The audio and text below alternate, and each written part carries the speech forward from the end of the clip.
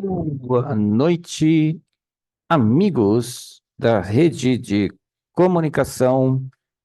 Conhecimento é poder até ontem. Agora é rede global de comunicação, conhecimento é poder. Eu estou nessa briga o dia inteiro, mas vamos lá, a gente vai conseguir falar rede global de comunicação, conhecimento é poder. É um prazer enorme estar com todos vocês. Estamos de volta e essa é a nossa sexta ou sétima live do dia, onde nós vamos começar a partir de amanhã com a média de 8, 9 lives diárias, chegando a total de 230 a 267 lives por mês. É um trabalho realmente impressionante, único. Nós estamos criando um case que não existe igual nesse momento, por incrível que pareça, né? Ninguém desenvolve um trabalho como a Rede Global está desenvolvendo nesse exato momento. Vocês podem pesquisar em qualquer lugar do mundo, ninguém está desenvolvendo um processo como a Rede Global. E qual é a nossa intenção? Levar o conhecimento, levar o desenvolvimento, criar nas pessoas o desejo de poder crescer, né, na mente e nas suas ações, né, contribuir com as pessoas para que as pessoas possam se tornar pessoas melhores, profissionais melhores, pais, mães, filhos melhores, né? Nossa intenção na rede é contribuir com a informação, levar as pessoas à reflexão. Essa é a nossa ideia. E aí, contando rapidamente um pouquinho sobre o dia, nós tivemos o primeiro painel com a presença do Rafael Gesser, da Panda Vídeo, foi muito legal, né? A presença do Hélio, a presença também do Duba, de Portugal, o Manuel, a Duba, que é a empresa do Manuel, e foi um debate muito interessante, falamos sobre tecnologia, falamos sobre oportunidades, falamos sobre os problemas, afinal de contas é assim, né? E também falamos no segundo painel, com a presença do Ricardo Rato e da doutora Cláudia, que, por sinal, é uma notícia muito interessante. Quem sabe ela vai se juntar ao time. Nós temos um convite a fazer, antes de começar mesmo e falar com a extraordinária convidada de hoje, uma pessoa extraordinária mesmo, porque eu conversei com ela, muito fantástica, muito inteligente, uma pessoa agradável, que você fica conversando com ela o dia inteiro, sem problema nenhum. Convidá-los a participar da Rede Global. Venha, saia de trás da tela. A gente fica o tempo todo dizendo, eu quero ajudar, eu quero fazer algo por alguém. Bom, aqui está a Rede Global, você está convidado, né?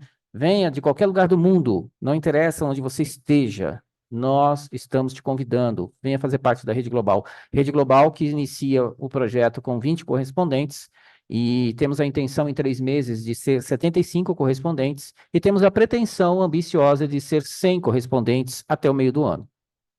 Aliás, no meio do ano a gente já vai estar, né? Daqui a alguns meses. Então, é muito importante a sua contribuição, a sua colaboração com o seu conhecimento. E é fácil, é só mandar o seu currículo, mas para que a gente analise, porque de fato a gente vai entrar em contato com vocês. Venham participar da Rede Global, muito importante. E devemos chegar em 3 meses a 1 milhão de métrica, 1 milhão de visualizações. E então, para nós, é muito importante que todos vocês ajudem. Agradeço a audiência, somos mais de 200 mil seguidores da rede, agradecemos também as doações, aos assinantes do Conhecimento Play e aos 2.240 vídeos produzidos para a nossa audiência. Muito obrigado por vocês terem seguido nessa estrada com a gente por 10 anos. Foram muito importantes e são importantes. É a essência da vida da rede, a nossa audiência. Dito tudo isso, antes que a gente chore, vamos chamar a nossa doutora espetacular, né? Essa pessoa fantástica que eu tive a oportunidade de conhecer através da Celeste, a Radassa. Radassa, ela está por aí? Ali está ela. Tudo bem? Boa tarde, Oi, Urais. tudo Boa bem? noite. Tudo bem contigo? Boa noite, tudo bom? Estão conseguindo me ouvir bem? Estamos te ouvindo bem. Para mim é um prazer fantástico ter você aqui com a gente. Eu tenho certeza que vai ser um bate-papo muito legal, né? Afinal de contas, você é uma pessoa inteligente e tem uma visão do mundo. É interessante, sabe, quando eu conversei com você, essa percepção, né? Da pessoa que tem consciência do que está acontecendo, apesar de. Então, a gente sabe que a gente tem que ir pelas trilhas, né? A gente tem que se equilibrar, né? A gente tem que ser Sim. equilibrado, a gente tem que saber a verdade, mas a gente tem que saber trabalhar com a verdade. Infelizmente, não vivemos no mundo da mentira, onde a verdade não é muito bem-vinda. Isso basicamente é quase em tudo, né? Então a gente tem que tomar muito cuidado. Eu gostaria que você se apresentasse para a nossa audiência. Ah, bom, então, como ele falou, eu sou a Radassa e eu queria te agradecer pelo convite, por estar participando disso. É um projeto assim inovador, desafiador também. Agradecer a Celeste, que está junto comigo também, está me apoiando sempre. Ela me acompanha já há muito tempo. Uhum. E assim, bom, eu comecei. Não me lembro agora o ano, mas eu comecei, sempre tive interesse pelas ciências da saúde, e aí comecei a estudar. Meu interesse surgiu mesmo quando eu fui estudar, quando eu tive uma disciplina de neurologia na faculdade de psicologia. Eu achei isso muito interessante, como o corpo funciona. E aí terminou que eu consegui me formar em biomedicina, saí da psicologia, vi que meu lugar era ali mesmo, e quando eu entrei na ciência, recebi um convite em 2015, eu acho, e aí para fazer iniciação científica na UFRJ, e aí fui para lá, comecei a trabalhar com uma bactéria que ela causa, ela geralmente leva os pacientes a um quadro muito grave de pneumonia. E a gente sempre conhece um caso que o paciente estava no CTI, teve uma melhora, estava todo mundo torcendo para ele melhorar, ele teve uma melhora, no dia seguinte ele faleceu e foi uma pneumonia. Existem algumas bactérias responsáveis por causar isso, eu trabalhei com uma delas, e essas bactérias, é interessante que elas estão presentes não só no ambiente hospitalar, mas a gente também conseguiu uma parceria com a Petrobras e encontramos, analisando petróleo, encontramos essas bactérias no petróleo também. Então, assim, a diversidade do mundo que a gente não consegue ver a olho nu é muito grande. E segui me formei em biomedicina, com habilitação em biologia molecular. Eu trabalhei com a mutação dessas bactérias e análise do comportamento delas, né? Ah, e aí segui para mestrado em bioquímica, todo em sílico, porque a gente teve a questão da pandemia, então eu entrei no mestrado com um projeto totalmente em sílico, que é a ciência computacional, e foi assim muito interessante, eu gostei bastante de trabalhar com isso e provavelmente vou continuar trabalhando por muitos anos, porque agora, graças a Deus, estou tendo a honra de cursar o doutorado lá na Federal do Rio de Janeiro, também em sílico e trabalhando com DNAs de bactérias e aprimorando esses DNAs para a gente utilizar. Agora eu caí de paraquedas na agroindústria, então, para a gente utilizar essa biotecnologia na indústria agrícola, porque tem muito potencial. São micro-organismos que a gente consegue fazer com que eles trabalhem para a gente. Da mesma maneira, o computador. A gente consegue fazer com que o computador trabalhe para a gente. A gente conhecendo, estudando como eles funcionam, é, a gente consegue ter fazer essas coisas. Então, eu estou aí caindo de paraquedas na agroindústria, mas estou muito feliz de onde eu estou. E também, em paralelo, tenho vontade de empreender e estou também nesse ramo de empreendedorismo, estudando isso também em paralelo, porque eu acho que tudo se conecta. É, a gente ficou cansado só de ouvir, né? Currículo deve pesar uma tonelada. Mas olha só, a gente, nós trocamos uma grande ideia, né? Nós conversamos bastante antes desta live, na época em que a Celeste convidou você e nós trocamos uma ideia sobre o que é o projeto da Rede Global. E o projeto da Rede Global, ele tem sempre essa situação de neutralidade e imparcialidade, mas nós temos uma cultura dentro da rede de debater as coisas dos dois lados, né?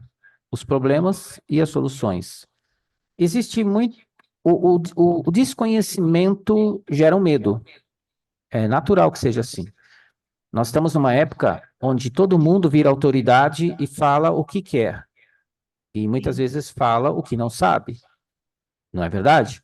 A rede exatamente. global, que antes era conhecimento era poder, é poder e ainda é, mas agora a rede global, A gente, por 10 anos, debateu todos os tipos de assuntos que você possa imaginar. São 2.240 vídeos publicados. Então, e tudo com média de 1 hora. Então, você começa a imaginar o tamanho do acervo que a gente tem. Sim. Recebi convidados de todos os tipos, químicos, físicos, o que você pensar também já passou pela rede. E sabe o que acontece? É essa mudança da rede global. Nós temos que falar as coisas, às vezes, ser comedidos e falar as coisas com uma certa propriedade, porque senão você acaba especulando, e a especulação é o combustível que move o sistema atual. Ou a pessoa especula, ou a pessoa alarma, e as duas coisas juntas geram audiência, e basicamente é isso. E aí você tem um terceiro elemento, que é simplesmente nada com coisa nenhuma, onde as pessoas simplesmente fazem uma alienação das pessoas. Então, dito isso, quando se vai para o lado do conhecimento, então vou te dar um exemplo.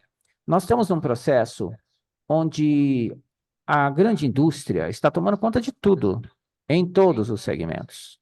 Uhum. E aqui eu não vou entrar em assuntos polêmicos, porque hoje é a inauguração e não a gente vai ter tempo para isso. Eu imagino que você vai estar convidada a participar da rede, a estar com a gente aqui, conversando, fazendo lives. Eu não sei se uma por mês, duas, mas eu vou estar te convidando para a gente estar conversando. Mas o que eu quero te colocar é a seguinte situação: tudo tem um lado bom, mas tudo também tem um lado ruim. Então, partindo para essa situação, eu te pergunto o seguinte: quando a indústria desenvolve algo, como que você vê? Porque existe aí um contraponto que é: qual é a preocupação real das consequências? Tudo tem Uhum. consequência. Por exemplo, nós sabemos, no mundo do agronegócio, e nós estudamos bem profundamente, tem muita coisa descarregada na América do Sul que não é colocado nos Estados Unidos, que não é colocado na Europa. E você sabe disso tanto quanto eu. Nós tivemos uma pessoa convidada aqui, fantástica também, que ela escreveu um material gigantesco, analisando exatamente esse aspecto no Brasil, que é muito grave. No Brasil, eu nem falo América do Sul, tá? E onde eu quero chegar? Como que você, estando ali de perto, observando isso, como que você vê a questão do ecossistema e dos seres humanos nessa história? Porque o que a gente debateu, inclusive, no primeiro painel foi a humanização das coisas, né? De como se observa o ser Uhum. humano. Existe o negócio, existe as pessoas. E você está no meio disso, porque você está observando os dois lados. Obviamente que as pessoas da ciência buscam soluções. Elas não buscam problemas, elas estão buscando soluções. Não é isso? Ninguém está lá querendo. Claro que existe, e eu citei até isso hoje à tarde, no painel da tarde, que existem pessoas que assinam coisas que não deveriam assinar. Mas como que você vê essa questão que envolve o ser humano no contexto de desenvolvimento tecnológico ou biotecnológico ou bioinformática dessa história toda, onde tentam utilizar elementos orgânicos num processo que, quando vai mais além da nossa conversa, vai parar na transhumanização? Como que você vê essa questão?